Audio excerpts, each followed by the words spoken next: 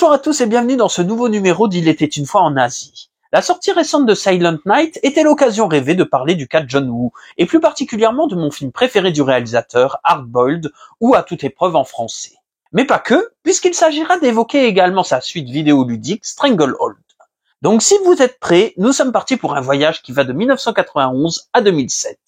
En 1991, John Woo n'est plus un inconnu. Né en 1946, il devient l'assistant du réalisateur Shang-Chi au début des années 70.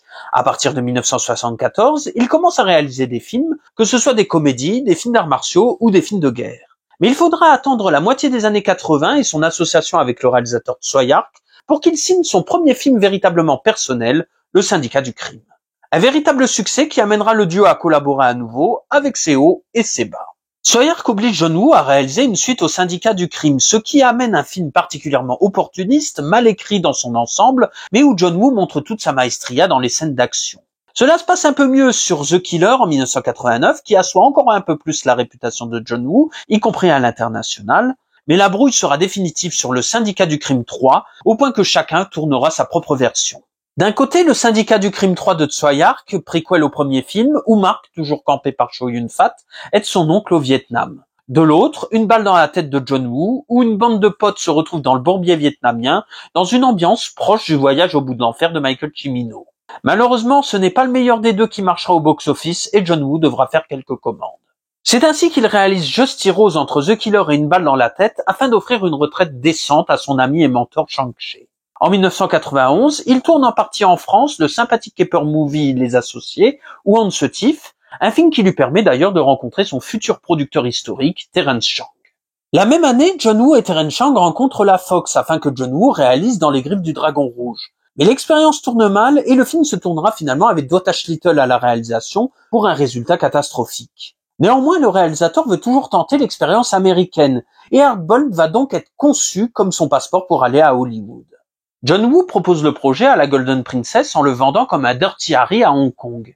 Il devait mettre en scène un Callahan hongkongais joué par Chow Yun-fat face à un tueur de bébés incarné par Tony Leung. Pour ce dernier, John Woo avait entendu parler d'une affaire judiciaire où un Japonais avait tué des bébés en mettant du poison dans leur nourriture, en sachant que Michelle Yeoh devait jouer la coéquipière de Chow Yun-fat. Mais Terence Chang trouvait l'histoire beaucoup trop noire, et quand il parlait du projet avec des acheteurs américains, ces derniers lui disaient clairement qu'ils ne payeront pas pour un film mettant en scène un tueur de bébés. John Woo a donc remanié la trame de l'histoire en compagnie du scénariste Barry Wong, qui avait travaillé sur les films Yes Madame et Double Dragon. Tony Leung n'est donc plus un tueur de bébés, mais un flic infiltré.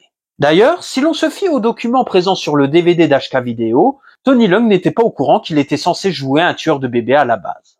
Le méchant sera finalement un chef de gang trafiquant d'armes incarné par Anthony Wong, l'un des acteurs les plus prolifiques de Hong Kong. Quant à son sbire, il sera joué par Philip Kwok, qui hérite également de la coordination des cascades. Suite aux divers retards, Michelle Yeoh finit par se désister, prise par le tournage de Police Story 3. Elle sera remplacée par Teresa Mo dans un rôle nettement moins actif. Elle incarne néanmoins le supérieur hiérarchique de Chow Yun-fat, en plus d'incarner sa compagne, ce qui amène des éléments de romance. Elle est également celle qui déchiffre les codes de Tony Leung, et elle s'impose comme une véritable héroïne dans le climax en protégeant les bébés. Vous voyez, on y revient toujours. L'équipe avait eu vent de la destruction prochaine d'une maison de thé à Kowloon et a décidé d'en faire le lieu de la première scène du film. John Woo et Barry Wong ont écrit la première scène entièrement et elle a été tournée dans la foulée. Le tournage a duré 9 jours, vers 2-3 heures du matin, ce qui occasionna des plaintes des riverains qui trouvaient qu'il faisait trop de bruit. Visiblement fans des films de John Woo, les policiers ont laissé couler, leur suggérant de faire un peu moins de bruit. De la même manière, Terence Chang a fait quelques pots de vin à des gangsters locaux pour que l'équipe soit tranquille. John Woo avait annoncé à Chow Yun-fat un film différent de The Killer, sans ralenti, sans montage alterné, sans double action, avec pour référence des films de Sidney Lumet comme Un après-midi de chien ou Serpico, en plus de l'inspecteur Harry de Don Siegel. On voit qu'il s'est rapidement ravisé tant l'ouverture folle furieuse correspond parfaitement au code habituel du cinéaste. Les gangsters sont sans scrupules, tuant aussi bien des civils que des flics. Quant aux policiers, ils dégomment le plus de gangsters possible, de préférence en glissant sur des rampes d'escalier. Si l'ouverture est déjà exceptionnelle, il faut encore tourner 2 grosses scènes d'action, une dans un entrepôt, l'autre dans un hôpital. Une usine désaffectée va servir de décor aussi bien pour l'entrepôt que pour l'hôpital, en sachant qu'il y avait des parties intérieures et extérieures pour l'hôpital, et que la partie intérieure se situait en dessous du plateau entrepôt, ce qui permettait à l'équipe de passer d'un décor à l'autre une fois les scènes terminées. Le problème est que le scénario d'Hardball n'a jamais été terminé. Le premier tiers a été entièrement écrit, mais les deux autres tenaient du traitement. Barry Wong était sans cesse en déplacement et malheureusement, il décède le 16 octobre 1991 des suites d'une crise cardiaque alors qu'il est en Allemagne. Le film étant partiellement tourné et les décors construits, il était difficile de faire machine arrière. John Woo s'est alors consacré aux scènes d'action et Terence Chang essayait de rassurer les investisseurs. Le producteur a alors la bonne idée de faire monter la première scène du film par David Wu, collaborateur habituel du réalisateur, afin de la présenter à l'American Film Market. La scène suscite un véritable enthousiasme et John Woo peut ainsi prendre des notes pour la suite. Ainsi, la version finale sera légèrement différente de cette version de 1991. Toujours dans les problèmes de scénario, la scène de l'entrepôt devait se terminer différemment. Chow Yun-fat manquait de tomber d'une falaise et était sauvé in extremis par Tony Leung. Mais l'équipe ne parvenait pas à trouver un extérieur valable et a finalement trouvé une issue plus simple. À la base, le personnage de Tony Leung devait mourir dans les dernières minutes du film. Mais suite à l'insistance de Chow Yun-fat et Terence Chang, une dernière scène a été tournée sur un voilier. Les scènes avec John Woo en barman ont également été rajoutées à ce moment-là à la demande de Chow Yun-fat. Les problèmes de scénario et la pression de la date de sortie ont amené à des semaines de tournage colossales. John Woo parle de 20 heures par jour, parfois 24, voire 36 heures d'affilée. Des techniciens faisaient des roulements toutes les 9 heures. Étant donné qu'il y a pas mal de scènes nocturnes, elles étaient primordialement tournées de nuit et ils obscurcissaient les fenêtres pour tourner de jour. Mais la scène la plus compliquée à faire a été une improvisation sur le tournage. En tâtonnant, John Woo a eu l'idée d'un plan séquence de plusieurs minutes afin de sortir du montage ping-pong, soit montrer le tir, puis la réaction. Il conçoit alors le plan séquence avec le monteur David Wu. Ils prennent une première journée de préparation pour répéter la scène afin de voir les différents angles de prise de vue, mais aussi régler les cascades et les coups de feu. Ils prennent une seconde journée pour la mise en place avec la préparation des explosifs, des impacts de balles, mais aussi envisager les changements de décor. Si à l'écran on a l'impression que Chow Yun-fat et Tony Leung passent d'un décor à l'autre, en réalité il n'en est rien. À partir du moment où les acteurs étaient présents dans la partie ascenseur, les techniciens avaient environ 20 secondes pour dégager les figurants et mannequins, enlever le faux sang et installer le deuxième décor. Une illusion qui fonctionne du tonnerre, mais qui a nécessité plusieurs tentatives avant d'aboutir au résultat final. En effet, les portes de l'ascenseur devaient être déplacées manuellement par les techniciens, mais cela ne fonctionnait pas lors des premières prises. Chow Yun-fat avait beau improviser en rechargeant son fusil ou en parlant avec Tony Leung, rien ne fonctionnait et ils ont abandonné la scène alors que la première partie était bonne. John Woo était tellement énervé qu'il a failli laisser tomber le plan séquence. C'est son équipe qui lui dira de persévérer, trouvant la scène particulièrement innovante. Au final, ils ont réussi au bout de 4 fois. En sachant que le dernier cascadeur était totalement paniqué à l'idée de rater sa cascade après plusieurs minutes d'attente. David Wu dira qu'il était tellement déterminé qu'il a foncé tête baissée dans la dernière fenêtre. Toujours dans le climax, l'affrontement entre Philip Koch et Tony Leung par vitre interposée a souvent été repris par John Woo par la suite, que ce soit dans le climax de Chasse à l'homme ou dans la scène des miroirs de Face Off. Une scène où Tony Leung a reçu quelques débris proches de son œil, à l'image de Chow Yun-fat sur le tournage de The Killer. Chow Yun-fat n'est d'ailleurs pas en reste avec la scène de l'explosion finale. La scène ne fonctionnait pas lors des premières prises car Chow Yun-fat partait beaucoup trop tôt et les explosions démarraient donc bien longtemps après. John Woo a eu alors l'idée de le prévenir le plus tard possible, déclenchant ainsi les explosions et le faisant courir à toute vitesse. Ce qui vaudra quelques noms d'oiseaux de la part de Chow Yun-fat qui perdra quelques cheveux pour l'occasion. Encore aujourd'hui, les scènes d'action d'Hardball sont parmi les plus exceptionnelles du cinéma d'action, et difficile de faire la fine bouche devant ce carnage inventif, divertissant et violent. Puis ce n'est pas tous les jours que vous verrez un climax rempli d'action durant plus de 30 minutes. Terence Chang estime que les scènes d'action sont plus américanisées, constatant d'ailleurs que les Américains ont plus apprécié Hardball que The Killer. Il faut dire que le film se rapproche pas mal de Piège de cristal, notamment dans sa dernière partie où il peut être résumé à Die Hard à l'hôpital. David Wu surenchérit en disant que comme John McClane et Holly, Tequila essaye de renouer avec Teresa durant tout le film. Ce qui en fait certainement le meilleur rip-off de Die Hard à une époque où il commençait à pulluler, à l'image de Die Hard sur un porte-avions, Die Hard à la montagne, Die Hard dans un bus ou Die Hard en croisière. Si vous pensez que les problèmes d'Hardball s'arrêtent là, sachez qu'il y a eu d'autres petits soucis. Les 200 armes et 100 000 balles à blanc venaient d'Angleterre en raison des lois de contrôle de Hong Kong. Elles avaient toutes des permis et devaient être inspectées régulièrement, ce qui occasionnait des heures d'attente avant utilisation. Si David Wu a monté le début du film, il ne pouvait pas s'occuper du reste car il était pris sur un autre projet. C'est donc John Woo, Ashik et Kit Wai-kai qui se sont chargés du reste du montage. À l'image d'un Ridley Scott, John Woo a utilisé plusieurs caméras pour les scènes d'action, ce qui lui permettait d'avoir le plus d'angles possible pour le montage. Hardball a été tourné avec un scénario non terminé, mais cela ne l'empêche pas d'avoir une histoire intéressante, des personnages bien croqués et des thématiques passionnantes. Tout d'abord, la figure du flic infiltré. Tony Leung incarne un personnage similaire à celui qu'il tiendra dans les Inferno l'affaire, soit un flic infiltré qui doit sans cesse jouer double jeu et n'a que très peu de contact avec sa hiérarchie. Tout d'abord avec Philip Chan, son supérieur, puis avec Tequila joué par Chow Yun-fat. Il est bon de souligner que Philip Chan a longtemps été policier et qu'il s'occupait notamment des agents infiltrés. Tony est un personnage à la culpabilité grandissante au point de faire des origamis pour chacune de ses victimes. Ironiquement, il redevient un policier en portant l'uniforme d'un imposteur. Moralement, il se situe du côté de Tequila.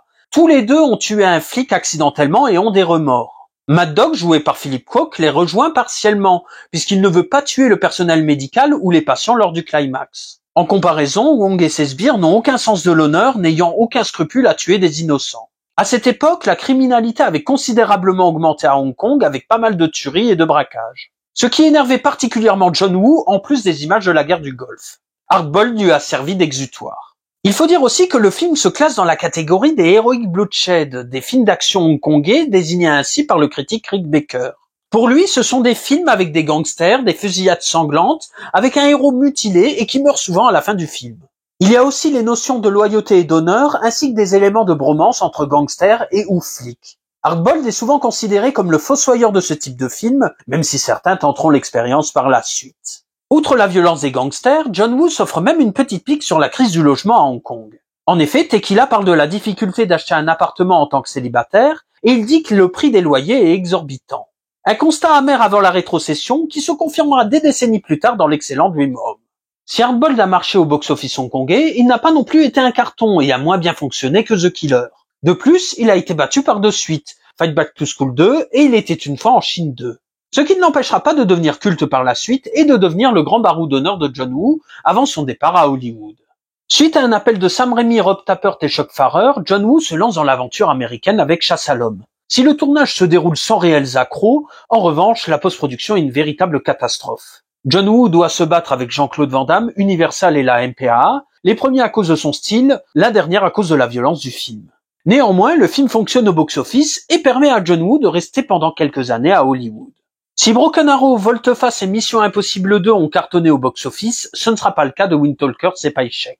Quant à la qualité des films, on retiendra seulement le Van Damme et les deux films avec Nicolas Cage. En sachant que John Woo s'est également attaqué à la télévision américaine, puisqu'il a produit la série Les Repentis et a réalisé les pilotes de Blackjack avec Dolph Lundgren et d'un reboot de Perdu dans l'espace. John Woo a toutefois des regrets par rapport à sa carrière américaine. Après Chasse à l'homme, Martin Scorsese le contacte pour un drame autour d'adolescents issus de la classe populaire new-yorkaise. Malheureusement, un collaborateur a saboté le projet, nuisant notamment à la relation entre Martin Scorsese et John Woo, ce qui mènera à la fin du projet.